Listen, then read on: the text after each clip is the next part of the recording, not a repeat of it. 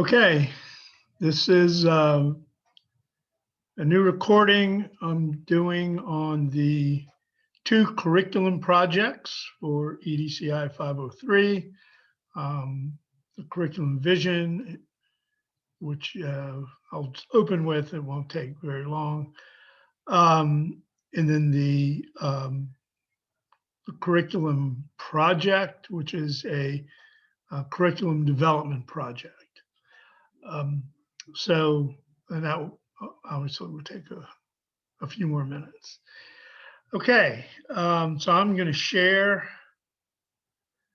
my screen for the vision.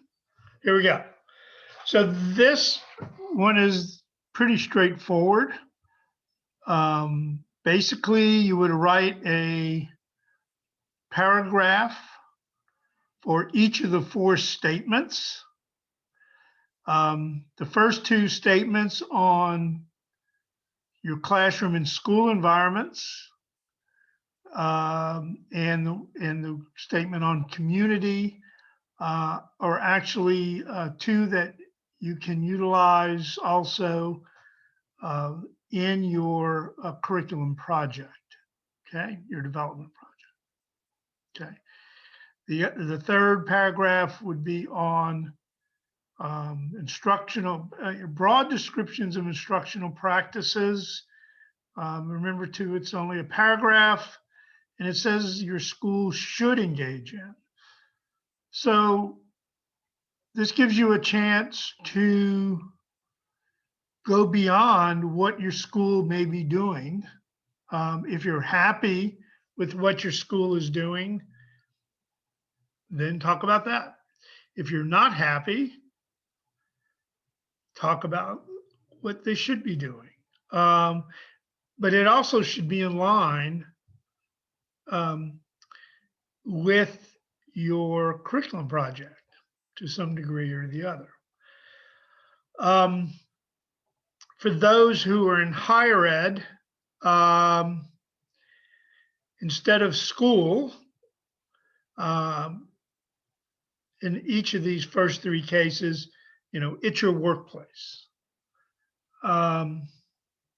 So just replace school, workplace for school. Finally, and important, you need to link everything to a theoretical or philosophical perspective. You're being introduced to several in this class.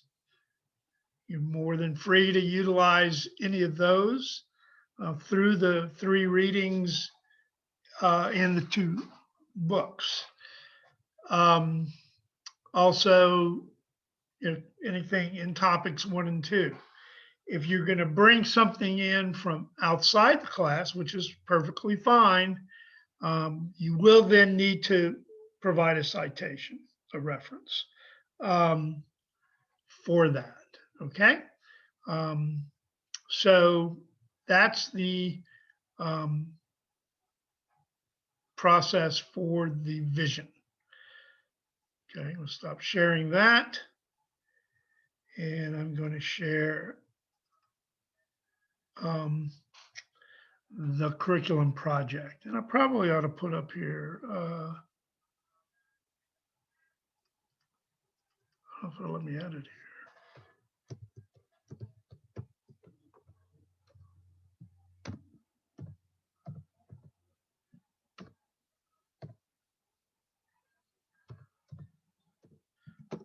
Trying to type crosshand. Okay. And for whatever reason over the years, I constantly refer to this project in a number of different ways, but it's really a curriculum development project. And it's really focused on differentiation. So in let's see.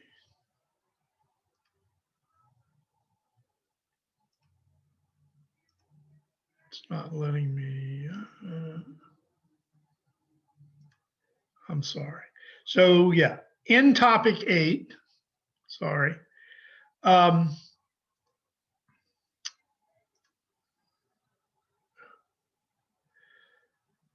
so in topic 8, there are 2 articles on curriculum compacting, which is basically the process that we're using here. Okay.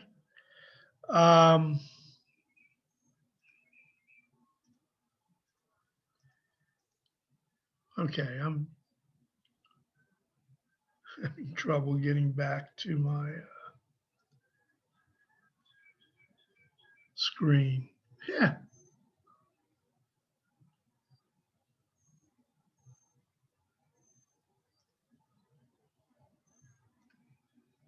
That's weird. Okay. Keep doing this for some reason.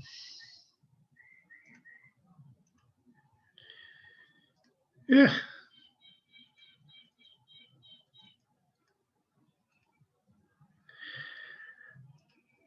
Anyway, there we go. Oh, geez. Okay.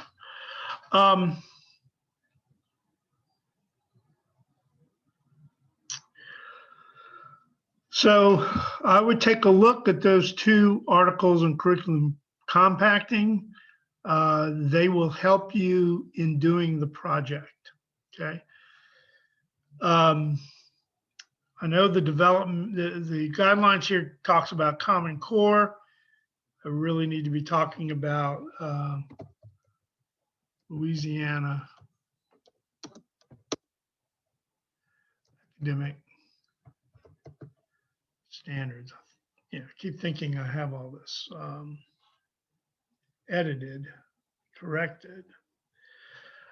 Anyway, to choose, okay, and this, and again, this is for teachers, people in schools. So those of you in higher ed, we may want to have a conversation. We probably should have a conversation about how would you develop a project for your situation. We can do that over the phone. We can do it with Zoom, or you can run by my office. I'll certainly be available tomorrow. I'll be in about 9 o'clock. Email me. We can set up a time. Otherwise, tomorrow would be the best day. Otherwise, we could talk over the phone or even do a Zoom call. And I've done this over the years. So whatever your situation is, we can probably find a pretty easy strategy for doing this project. Anyway, because we are all now controlled by some type of standards of behavior, whether we're teachers or we are trainers or coaches or working in one of the many offices on campus. Okay, so that's not going to be hard for those in leadership in the MED program. You're going to select the math or ELA standards or standard that you want to deal with. If you're in social studies or sciences, you'll then select those standards. And actually, if you're in social studies or sciences, I would begin with your content standard that you're familiar with, 1 or 2 of those that you'll cluster together, and then go to the ELA or math. If you teach ELA or math, you'll start there and then go to one of the 2 others. If you have other ideas, let me know. I'm pretty wide open in terms of what you're able to do. And the purpose of coming up with the standard is that you will unpack the standard. Yes, you'll unpack the standard using the assumption chart. Let me show that here. And you can save the assumption chart and do it within the chart, kind of like right in there. Or you can just pull out the headings and do paragraphs under each heading. I know now too that a number of you may be having to use highly scripted lessons in your districts. If you want to kind of begin with a unit of scripted lessons, let me know. Obviously, pull the standards out of those units, and then we can do the analysis. The other thing I'm going to ask is I'm hearing a lot about annotating the lesson. I'm not sure if this is for the younger grades, just younger grades, or if it's both for elementary as well as middle high school. What I would, if someone could, or any of y'all could share with me that process, because I'm not really familiar with it, although I have an idea of what that might be. That may help me better understand what's going on with that. I know how I would understand that without seeing procedures for that. So the danger is I might see it somewhat differently from the way the districts see that. And I'm not sure that, and I'm not going to suggest that that's not a useful process. It could be very useful depending on how you're able to use it. Okay, so here are the guidelines. You see that the first guideline is under unpacking, is much like the guideline, the first two statements in the vision. I want you to discuss your assessment, both pre and post, and whether or not you're using any test data, for the school to help you think about this. Engage in multi-levels of collaboration. Over the summer, this may be a little more difficult. Certainly, you can collaborate within the class. If you have a partner from your school in the class, y'all can collaborate. If in the summer, if you're able to collaborate with one person, that'll be great. Again, cluster the standards, and you'll do an analysis of the cluster. And when I say cluster, I'm thinking in terms of 3 or 4. So, and I want to see the integration. If you're able to do more than integrate 2 subjects, and in ELA 2, you could integrate with math, and math you can integrate with ELA. Doesn't have to be social studies or science. Okay. So here again, here's the chart. You can unpack there. So you would open with some descriptive paragraphs like the school environment, the assessment process, and then, et cetera, and then go into the assumption chart. Once that's done, then you're going to repack, and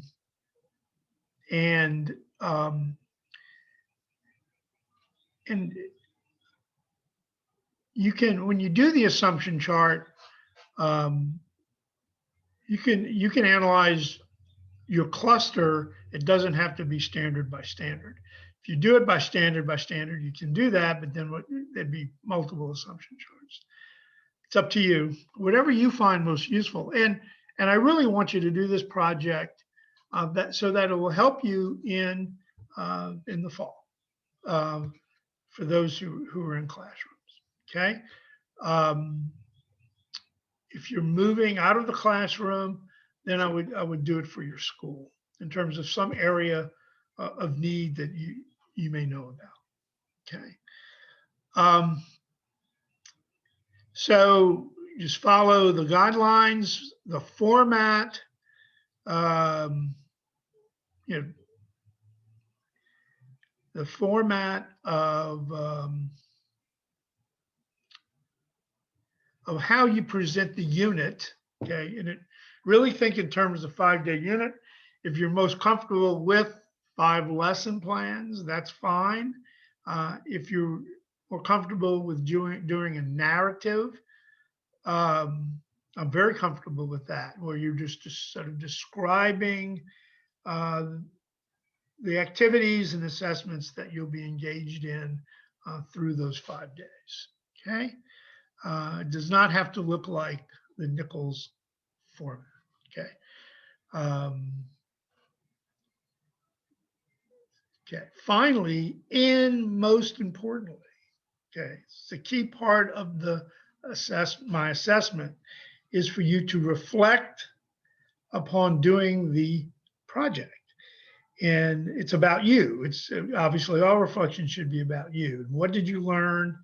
How might you use the process? Did this reinforce anything you already do? That should come at the end, and don't be cryptic. Put reflection and then provide the reflection. It's the easiest way. Don't try to trick the reader. Okay. Obviously, as always, well, let me back up. If you go back to the assumption chart, if there's an area that you can think of that's not included here, please add it. Let me know about it. Be specific in your project, and then I can add it to this assumption chart. Okay, that's pretty much it. As with anything, if you have any questions, email me, and